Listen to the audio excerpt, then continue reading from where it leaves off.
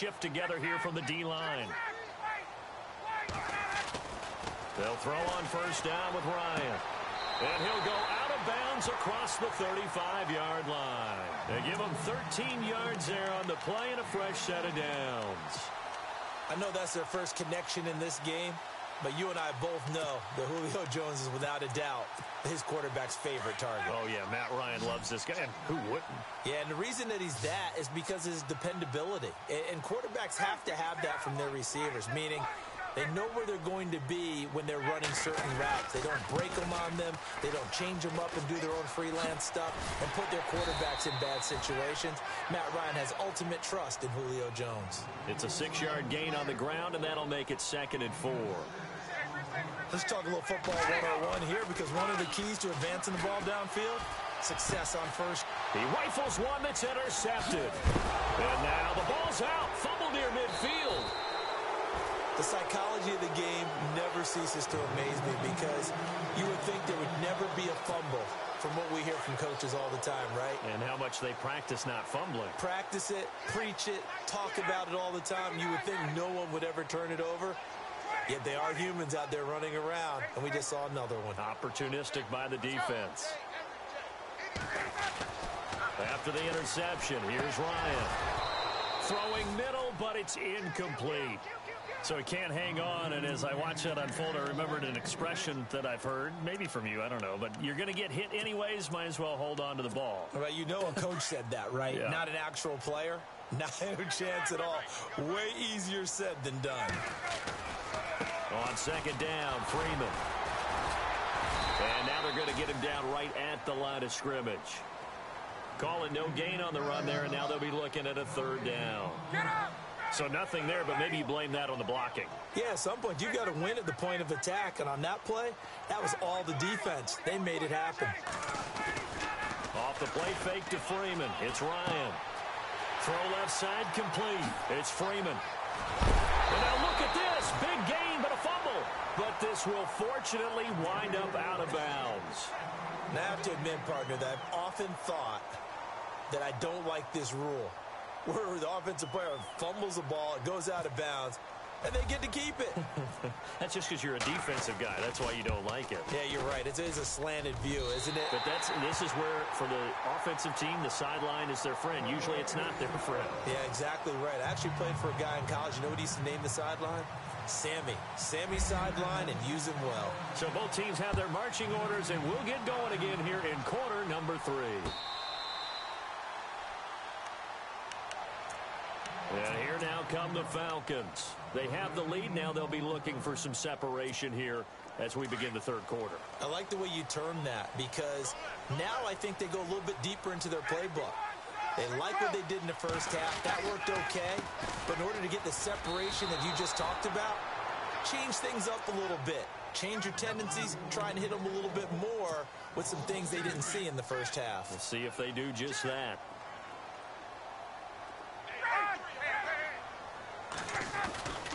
And now a 10th carry for Freeman. And he's able to take this one up to the 35-yard line. He'll wind up getting 11 on that one. And they'll be faced with a 3rd and inches. They're trying to show that they can run the ball and protect this lead. Give it to the backs, play a little bit of keep away, don't you think? And that's probably a good philosophy at this point, going to make that defense stand up and stop it. They run. Devontae Freeman. Brandon, what were they thinking on defense there? They looked like they were playing for the pass. That was 3rd and short. Yeah, it was an easy pickup because they handed it to him. That was way too easy. Just looked like absolute confusion defensively. Not sure why they were in that set. Yeah, I'd say you ought to have a few men in the box there. Credit him with a 1-yard gain there to make it 2nd and 9.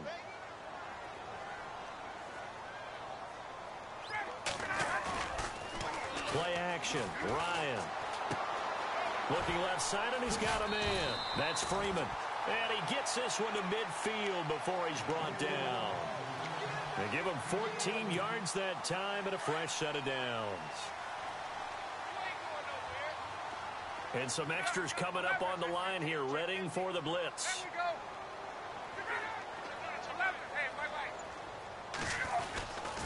This is Freeman on 1st and 10. And he'll get this into enemy territory, but not by much, as he's down to the 48. Give him a couple on the carry there, 2nd and 8. They go play action with Ryan. Well, praise has to go to the guys on the offensive line because they've had a very nice, productive day running the football. How about that poor defensive line? They've been knocked around the entire game, and while they slowed them down on that run, can they continue to do so? Because they haven't had much success throughout this ball game. And after the good game last play, this time they say, as he's going to be stopped behind the line of scrimmage. So where'd all that running room that he had in the first half go? Because it looks like it's drying up a little bit here. And he'll take it into the end zone. Touchdown, Atlanta. Mohamed Sanu, a 22-yard touchdown grab.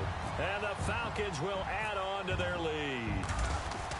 Always important to get the first score of the second half. Now you start to pull away a little bit and get some breathing room going. And now we find out about the fortitude of the group that's behind, because they were counting on getting into the game a little bit more, right? Maybe they get the first score. That doesn't happen. It looks almost insurmountable, but it's not. Let's see how hard they play the rest of the game. That'll be taken in the end zone. And the decision to bring it out will cost him about 5 yards as he'll get this only back to the 20. Here's the Colts now as they get ready for their first possession on offense of the second half. They're down in this game. A chance for the offense, though, to put something on the board, get some momentum here in half two. Try and get things kick-started for them. And you know at the half, they discussed how they were going to get that done. This is where scripting comes into play a lot of the time. How many plays do you script coming out of the second? Most of the time in the first half, you're scripting 12 to 16. I think in the second half, you're really scripting more like 8 to 10. Kind of a starter or an opener, whatever terminology they use. Just something to get you off to a quick start. Well, with that incompletion, sneak in something that really kind of snuck in last week that went pretty quietly. Adrian Peterson ran for 79 yards, Charles. He passed Marcus Allen and Edgerrin James. Moved into 12th on the all-time rushing list. And now just 3 yards behind Marshall Faulk for 11th. 36 behind Jim Brown for 10th. And the only active rusher with more yards than him, Frank Gore of the Indianapolis Colts. So you're talking about putting it together. Adrian Peterson finding a lot of fun in Arizona running the football. On third down, Brissett. He'll try and set up the screen. It's complete. And he'll get it up here this time to the 21. Only 2 on the screen pass there, and it'll be fourth down. They dialed up the screen pass on third down, and for a second, it looked like it was all going to come together, and they had a chance to pick up a first down, but the defense got there and finished it off. Over the middle, complete. It's Doyle. And he's taken down at the 43, but not before picking up the first. 22 yards on the pickup there. And on fourth down, they're able to convert and move the sticks. So after that big gain, let's see what else the offense has up its sleeve. First down, Brissett. Completes it to Moncrief, left side. And he's able to take it across midfield before going out of bounds. Give him 9 there on the first down completion. When you see zone defense and you know you've got a drag route on as your primary call, you've got to be really careful as a passer about how far you let your guy go because he might wander into some tough coverage. Again, it's Brissett. Drops it underneath to Gore. And he'll take it down shy of the 45 at the 46. 2 yards on the pickup there, but it's enough to give him a new set of downs. Brissett on first down. Caught left side by Hilton. And he'll get it inside the 40 to the 39. 7 yards, the pickup on the pitch and catch. 3 yards to go on second down. Here we go. Brissett again. Steps away to his left. And some space here. He's going to be out of bounds on what's going to wind up being the final play of quarter number 3. Back now here on EA Sports. It's the Colts, so they've got the football, but they've got work to do, trailing here as we begin the fourth quarter. And the 8th play on this drive coming up.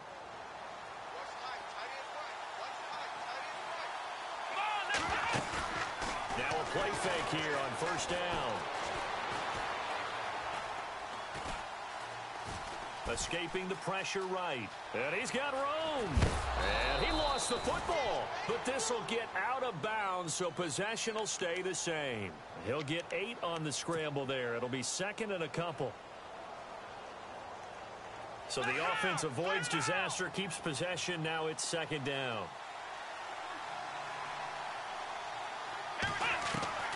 Out of the gun, Brissett. Flush to his right. So he loses 3 yards there. Now third down.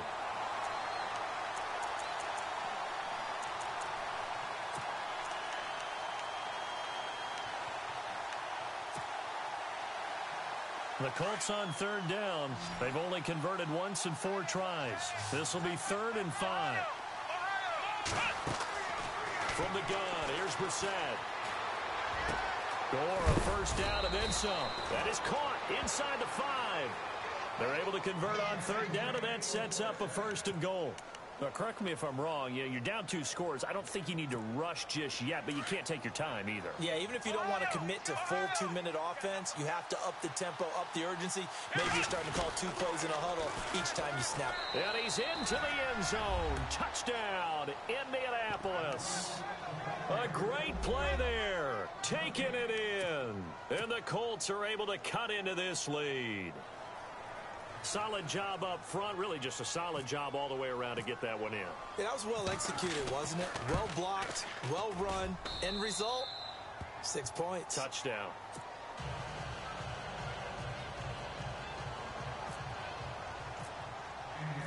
Set now to kick this one away, and off it goes.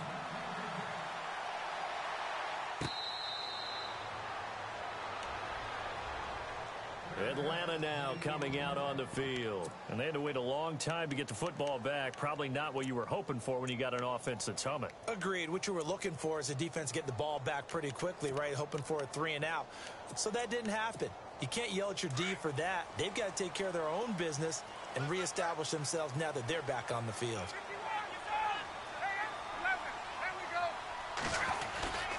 The drive will start with a carry by Devontae Freeman.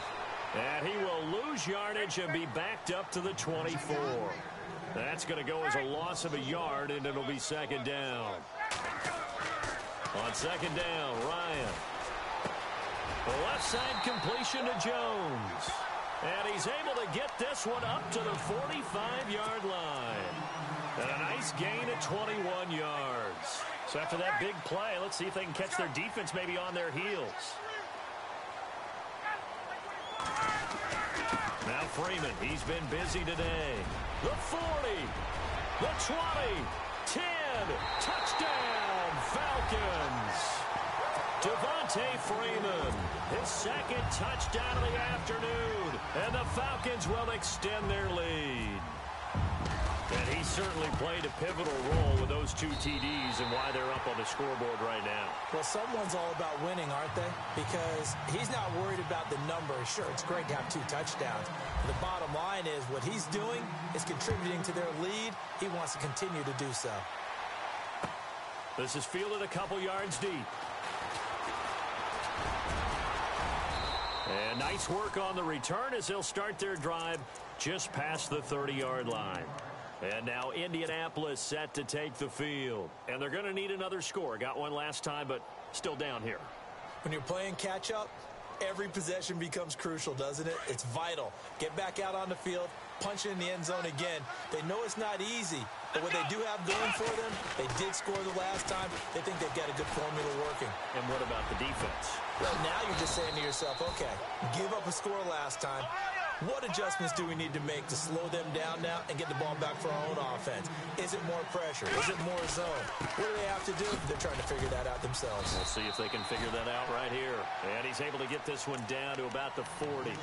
5 yards is the tally on first down. That brings up 2nd and 5. So 2nd and medium, 2nd and 5 now.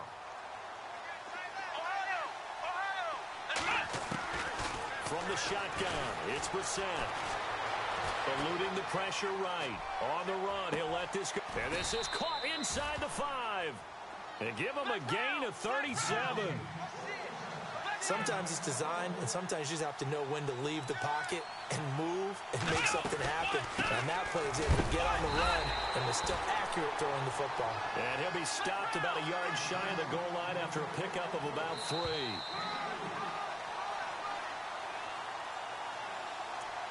Time for a break. We'll come back and see this one out after this.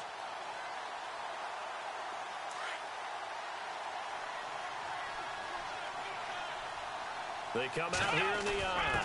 They're going to go with a tight end here on the running play. And he'll be knocked down sideways at the 1-yard line. It'll go as no gain on the play, and now they're looking at a 3rd and goal. On 3rd and short to give to the tight end. And he's going to go backward. They get him behind the line. A loss of a yard, and it brings up 4th.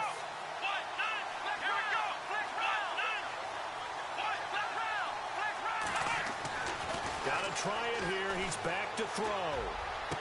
And this is caught now for a late touchdown. So hold everything here. This one's not over yet. Okay, so they got the score. Do you go for 1 here and save the possible 2-point conversion for later? I think you do, because if you go for 2 here and you don't get it, that's deflation. Yeah. Now you're wondering why you're even going for it.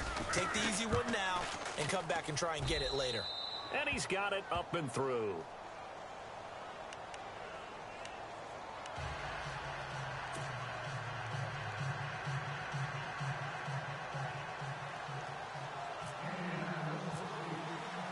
Out is the kickoff unit as they run up and send this one away.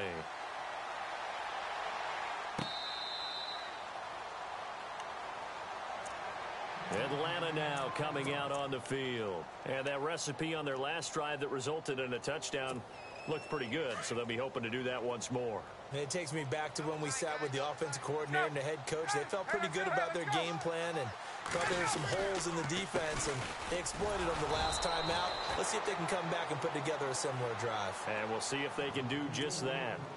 And now here's a timeout called by the Colts on the defensive side of the ball.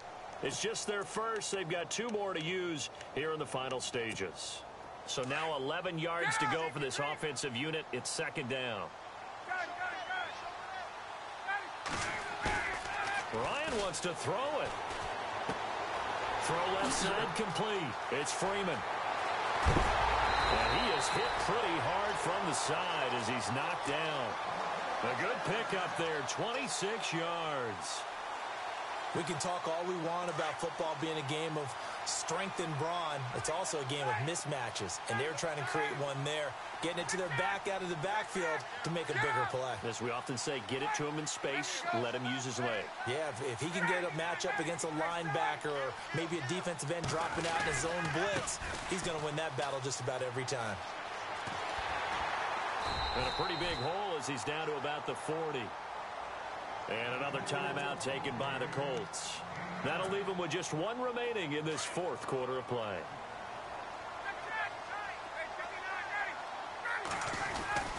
Freeman again. And the stop here will come at the 38-yard line. It's a gain of 3 there, and that should be just about all she wrote. 2nd and 1 is often an invitation to take the big shot downfield. Good game, bro. Offensive lineman said, "Are you kidding? We just get on our backs and let's go get the first down." They love being physical. A 20th carry now for Devontae Freeman. And maybe a measure of revenge there. He's had his way in this one, but this time they get him behind the line. Charles, why didn't they just take the knee there? You're asking the question that I'm asking as well, because we've seen a lot of football where coaches decide maybe they get a little greedy. I don't know if they're doing it for stats or for what reason. We've seen it happen in college. And how about in the NFL? The miracle of the Meadowlands. All they had to do was take a knee and the game was over. The Giants ran it one more time. Ball popped free. Philadelphia picks it up and wins the game. What year was that? 1978. I think it was in November. On 3rd down. That's Coleman. They'll get 6 there on the run, but it brings up 4th down.